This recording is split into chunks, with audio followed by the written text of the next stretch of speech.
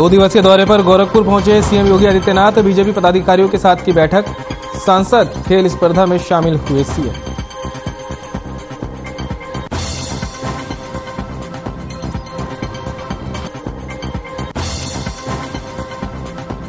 बुलंदशहर में जंगली जानवर के हमले से किसान की मौत। जंगल में अपने घर में सो रहा था किसान। घटना के बाद इलाके में लोगों में तेंदुए को लेकर दहशत।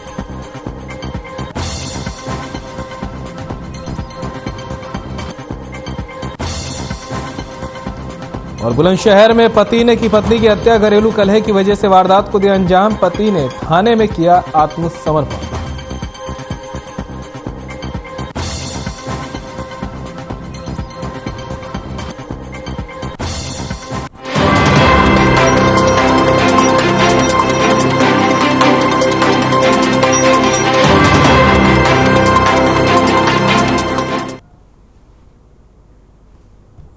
नमस्कार, हमारा उत्तर प्रदेश लेकर मैं हूं आपके साथ संदीप निरंजन सरकार। बुलेटिन की शुरुआत करेंगे इस वक्त की बड़ी खबर से। गाजियाबाद से आ रही है। वकीलों ने किया वर्क सस्पेंड। जिला कोर्ट में वकीलों ने नहीं किया कार्य, पहले किया था। निंदा प्रस्ताव पारित। थाने में वकील के साथ हुई बदसलूकी। जारचा थाने में की गई थी वकील से बदसलूकी।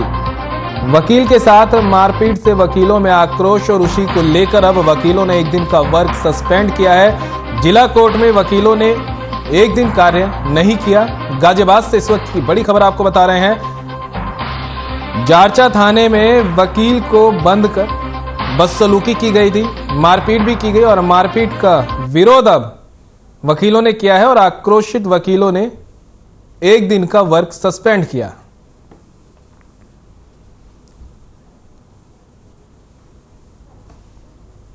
गाजियाबाद से आपको खबर बता रहे हैं, जहां पर वकीलों ने किया वर्क सस्पेंड। जिला कोर्ट में वकीलों ने नहीं किया कार्य। वकील के साथ मारपीट से वकीलों में आक्रोश। बता दें, जारचा थाने में वकील के साथ बदसलूकी की गई थी, जिसको लेकर अब वकीलों ने मोर्चा खोल दिया और 1 दिन का वर्क सस्पेंड किया गया है। गाजियाबाद जिला कोर्ट में वकीलों ने 1 दिन कार्य नहीं किया।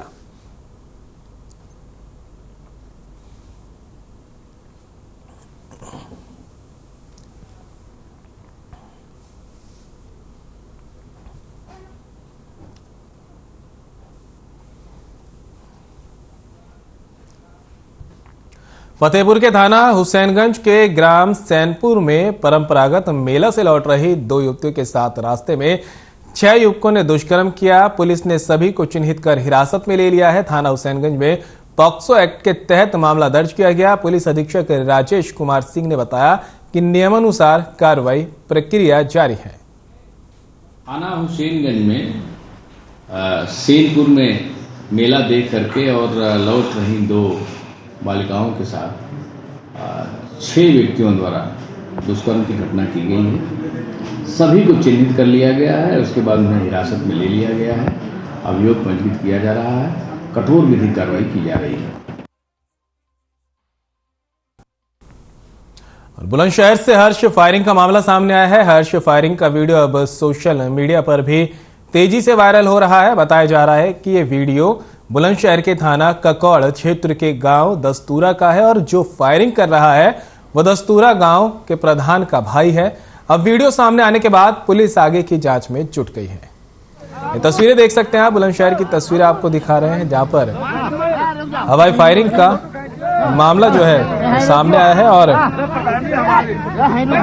वीडियो बुलंदशहर के थाना ककौड़ क्षेत्र के गांव दस्तूरा का बताया जा रहा है। साथ ही ये भी बताया जा रहा है कि दस्तूरा गांव के प्रधान का ये भाई है जो हर्ष फायरिंग करता है और अब तस्वीरों में कैद हो गया। पुलिस अब वायरल वीडियो के बेस पर आगे की कार्रवाई में जुट गई। बुलंदशहर से हर्ष फायरिंग का मामला सामने आया। तस्वीरें भी आपके सामने देख सकते हैं किस तरह से जो है हर्ष फायरिंग यहां पर की गई है। कार्यक्रम था जहां पर हर्ष फायरिंग की गई। बुलंदशहर के थाना ककौड़ क्षेत्र के गांव दस्तूरा का ये वीडियो बताया जा रहा है। देख सकते हैं बंदूक लहराई जा रही है, हर्ष फायरिंग की जा रही है। कोई डर नहीं है, न प्रशासन का, न पुलिस का, न इस बात का डर कि फायरिंग के दौरान किसी को गोली लगे। अब ये वीडियो तेजी से सोशल मीडिया पर वायरल हो रहा है। बताया जा रहा है कि जो फायरिंग कर रहा है वो दस्तूरा गांव के प्रधान का भाई है। वीडियो सामने आने के बाद पुलिस अब मामले की जांच में जुट गई।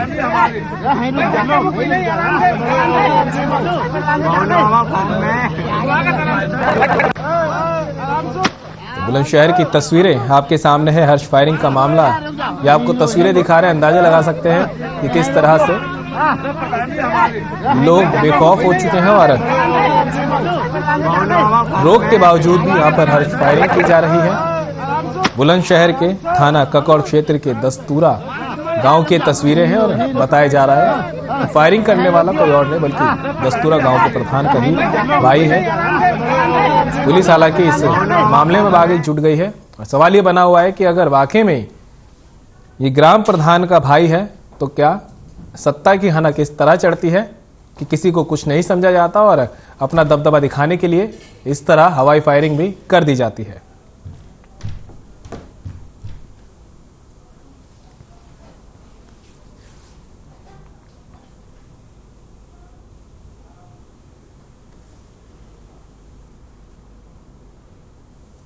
खबर लखनऊ से है, जहां लखनऊ पुलिस से लगातार अपराधियों पर शिकंजा कस रही है। एक के बाद एक खुलासा लगातार किया जा रहा है। ताजा मामला लखनऊ के दुबग्गा थाना क्षेत्र गांव कटौली का है, जहां बीते कुछ महीने पहले राजा राम यादव नाम के व्यक्ति की जमीनी विवाद में हत्या हुई थी, जिसका खुलासा crime joint commissioner Neelabh Chaudhary ने किया। खुलासा करते हुए कहा कि राजा राम यादव की हत्या उनके साथी राजू यादव और अन्य साथियों ने की थी। पुलिस ने आरोपियों को गिरफ्तार कर लिया है। लखनऊ में जहाँ लगातार एक के बाद एक खुलासा हो रहा है, वहीं अगर हम बात करें कि पीछे कुछ मंथ पहले राजा राम की जो हत्या की लेकर हमारे साथ क्राइम जैसे कि नीलाभ चौधरी जी बात करनी है, मोदी ने उनसे बात करना चाहूँगा कि वो कौन लोग थे, किस कारण उनकी हत्या की गई। सर, राजा राम की जो हत्या हुई है उसको लेकर के क्या कुछ पूरा मामला था और क्या कुछ संपत्ति को लेकर के यह हत्या हुई या कुछ पैसों को लेकर के? देखिए, राजा राम यादव की हत्या जो मुख्य तौर पर जमीन को लेकर जो रंजिश इनका राजू यादव के साथ था, इसी को लेकर हत्या किया गया। राजू यादव और राजा राम यादव के जो पुरानी रंजिश एक जमीन को लेकर चला आ रहा था, जिसमें मिट्टी का कटान का काम पहले राजू यादव करने वाला था, बाद में इसे और को ठेका दे दिए जाने के कारण राजू यादव बहुत ज़्यादा रंजिश मानने लगा राजा राम के साथ एवं इसके द्वारा ही अपने साथियों को बुलाकर इस घटना का अंजाम तो जो राजा राम की सर ये जो हत्या हुई है, क्या ये भी मिट्टी का काम करते थे? देखिए, दोनों मिट्टी का काम करते थे और ये जो जमीन थी ये राजा राम यादव के ही कब्जे में थी और परंतु ऐसे लोगों में कुछ अभिलेखों के कुछ गलत इंदराज होने के कारण गलती से राजा राम यादव के पिता के नाम के जरिए राजू यादव के पिता का नाम चढ़ गया था, जिसका अनुसार राजू यादव इस जमीन को कब्जाने का प्रयास लगातार करता था और यही इनका विवाद का मुख्य कारण था। तो राजू यादव सर या अन्य भी साथी ने मिलकर किया या सिर्फ राजू यादव ने? सभी लोगों ने एकत्रित होकर एक साथ मिलकर और सीसीटीवी फुटेज और इलेक्ट्रॉनिक सर्विलांस का रिकॉर्ड से प्रमाणित है और हम लोग जिसको कहते हैं कॉन्फिडेंट है कि हम लोग चारों के ऊपर जो अपना सर जो पुलिस टीम मेरे द्वारा टीम को किया।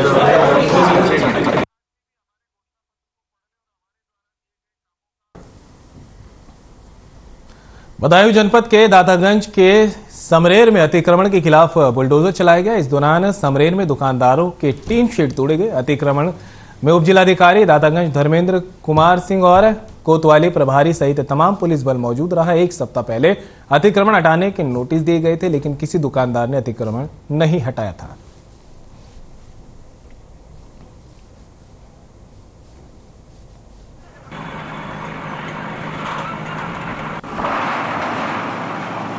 समरेर में चलाया जा रहा है। आप देख रहे हैं कि सड़क के दोनों तरफ अवैध अतिक्रमण होने के कारण जो है आने जाने में लोगों को परेशानियां हो रही थी और एक्सीडेंट का कारण भी हो सकता था और समय समय पर पुलिस और प्रशासन द्वारा अतिक्रमण विरोधी अभियान चलाए जा रहे हैं। अभी दातागंज में भी चलाया गया था, वहाँ को आप देखे होंगे पूरा सड़कें खाली हो गई हैं। उसी कड़ी में आज जो है आज समरेर में अतिक्रमण। और अब खबर बाराबंकी से है, जहां स्वाट सर्विलांस और थाना फतेहपुर पुलिस की संयुक्त टीम ने वांछित चल रहे 4 अंतर जनपदीय शातिर चोरों को गिरफ्तार किया। इस दौरान आरोपियों के कब्जे से 3 तमंचा 3 कारतूस बरामद किए गए। फिलहाल पुलिस पूरे मामले में आरोपियों से पूछताछ कर रही है।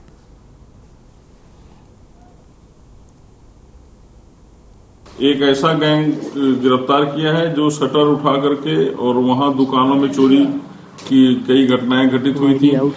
हैदरगढ़ से लेकर के देवा, कोतवाली, फतेहपुर, इन सब जगहों पे जो घटनाएं हुई थी उनका इन्होंने इकबाल किया है और इनके पास से वो सब माल मिले और इन्होंने दिखाया भी। और सीसीटीवी फुटेज में ये जो लड़के 4 पकड़े गए हैं, ये सूरज, कालीचरण, सादाब और शोएब, ये सब लोग सीसीटीवी फुटेज में दिखे भी हैं। इन्होंने जो R15 जो मोटरसाइकिल और जो पल्सर मोटरसाइकिल उसमें प्रयोग किया है, वो मोटरसाइकिलें भी इन्होंने बरामद की हैं। और महोबा में NH परियोजनाओं का शिलान्यास किया गया। सीएम योगी आदित्यनाथ भी मौजूद रहे। आपको सीधे लिए चलते हैं।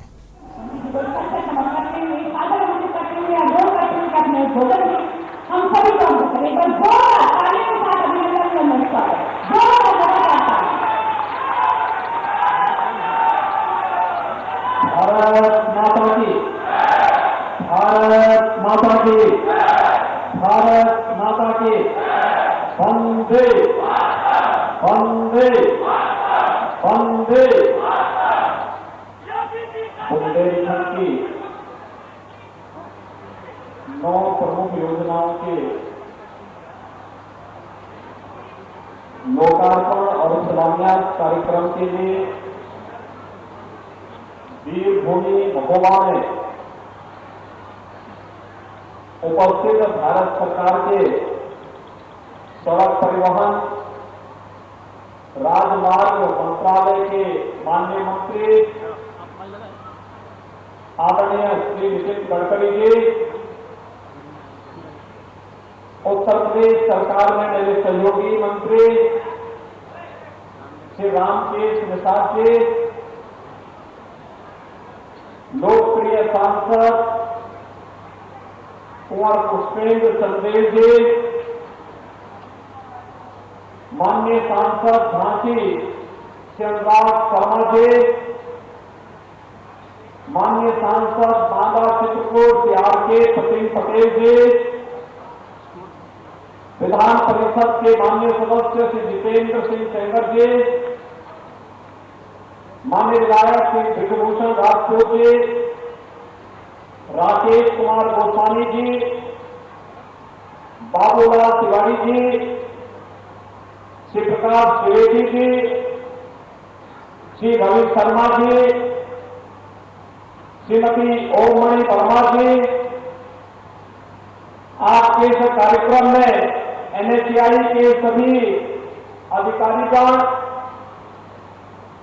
महोबा और बुंदेलखंड के अलग अलग जनपदों से यहां पर उपस्थित हमारे बुंदेलखंड के सभी उपस्थित भाइयों बहनों,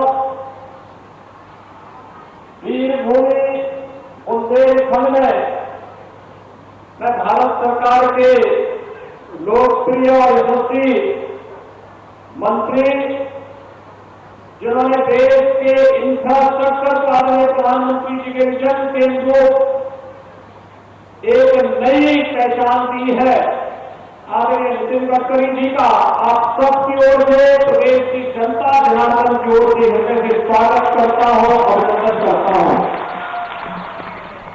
भाइयों, ये वास्तव में महज संजोग नहीं, ये ईश्वरीय कृपा है। आज दोपहर में आदरणीय गडकरी जी का सानिध्य पूर्वी उत्तर प्रदेश को प्राप्त हुआ। पूर्वी उत्तर प्रदेश में गोरखपुर में बाबा गोरखनाथ की पावन साधना स्थली में, बलरामपुर, सिद्धार्थनगर, महाराजगंज, बस्ती, संत कबीर नगर, कुशीनगर, देवरिया, गोरखपुर, इन सभी जनपदों से जुड़ी हुई 10,000 करोड़ रुपए की परियोजनाओं का लोकार्पण और शिलान्यास का कार्यक्रम आज वहां पर संपन्न हुआ। और महोबा भी तो बाबा गोरखनाथ की ही पावन साधना स्थली है।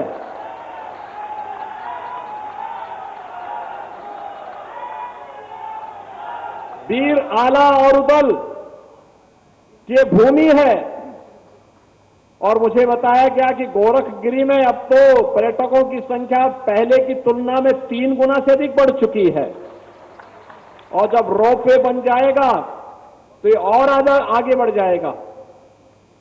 अभी वहां पे लाइट एंड साउंड का कार्यक्रम चल रहा है, और भी सुविधाएं वहां बढ़ेंगी। लेकिन भाइयों बहनों, ये संजोग है कि विकास की अपनी आधुनिक सोच के साथ आदरणीय गडकरी जी ने देश के इंफ्रास्ट्रक्चर को आधुनिक इंफ्रास्ट्रक्चर के रूप में बदल करके देश की अर्थव्यवस्था की रफ्तार को देश के दुनिया के अंदर सबसे बड़ी अर्थव्यवस्था के रूप में स्थापित करने के लिए जो योगदान दिया है वो अविस्मरणीय है और अभिनंदनीय भी है। और इस अवसर पर जब बुंदेलखंड को यह उपहार मिल रहा है तो सचमुच हर बुंदेलखंड वासी इसके लिए आह्लादित है। ये 9 बड़ी परियोजनाएं हैं जिनमें 3500 करोड़ रुपए की लागत या तो उन पे खर्च हो चुका है या फिर खर्च होने वाला है। आप देख सकते हैं, जब कनेक्टिविटी बेहतर होती है, इंफ्रास्ट्रक्चर का योगदान विकास के लिए वैसे ही होता है जैसे हमारे शरीर के लिए हड्डियों के ढांचे का होता है। आप सोच सकते हैं, अगर हमारे शरीर में हड्डियां नहीं होती तो शरीर की क्या स्थिति होती?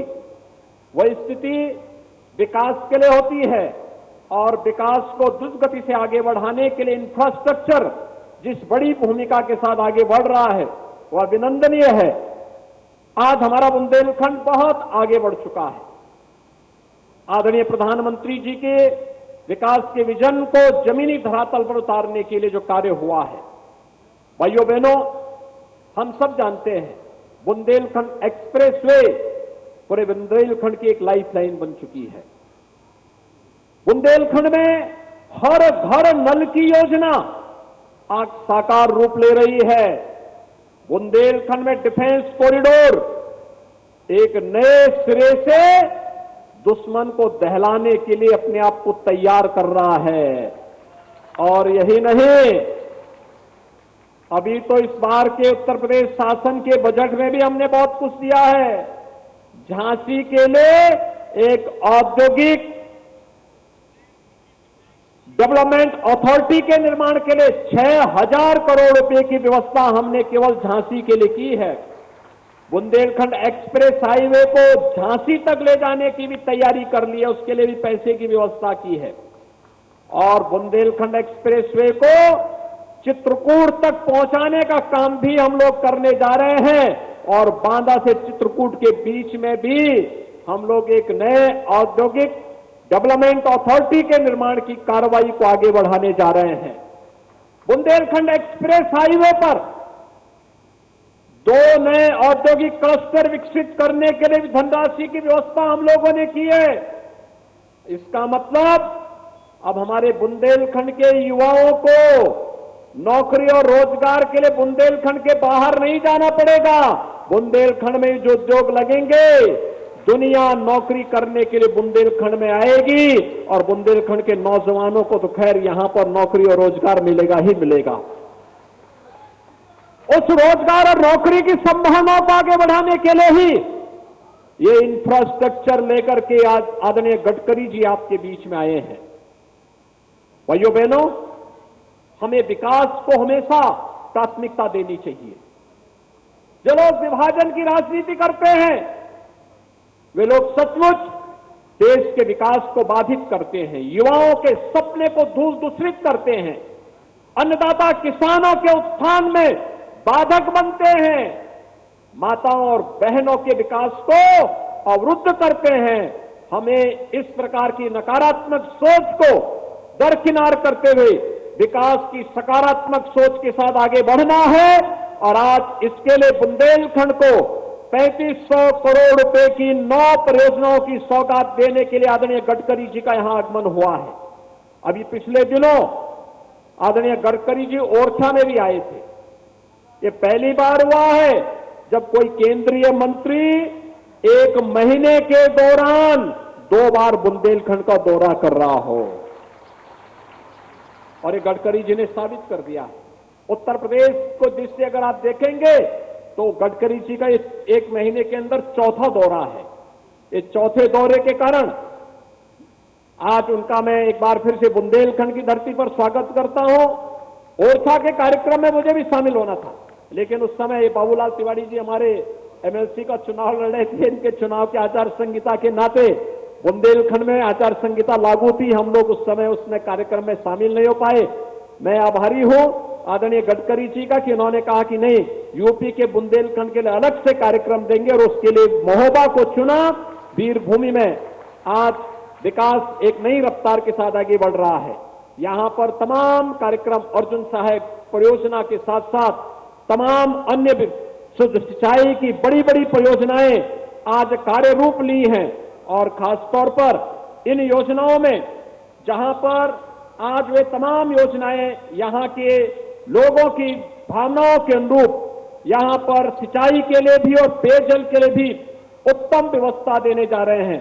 अर्जुन सागर परियोजना, उर्मिल बांध परियोजना, कबरई बांध परियोजना, लहेचुरा बांध परियोजना, ये सभी परियोजनाएं बुंदेलखंड के किसानों के खेत में पानी पहुंचाने का कार्य करेंगी ही, शुद्ध पेयजल उपलब्ध करवाने का कार्य भी बुंदेलखंड के अंदर करेंगे।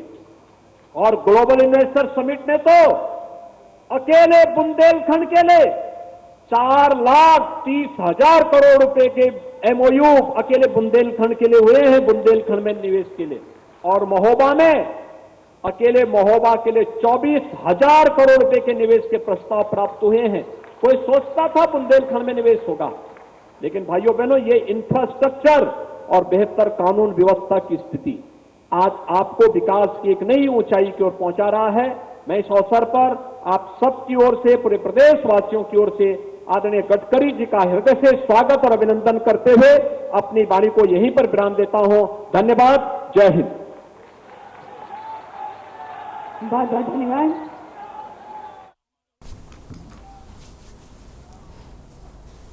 और फिलहाल इस बुलेटिन में इतना ही। दीजिए इजाजत। नमस्कार।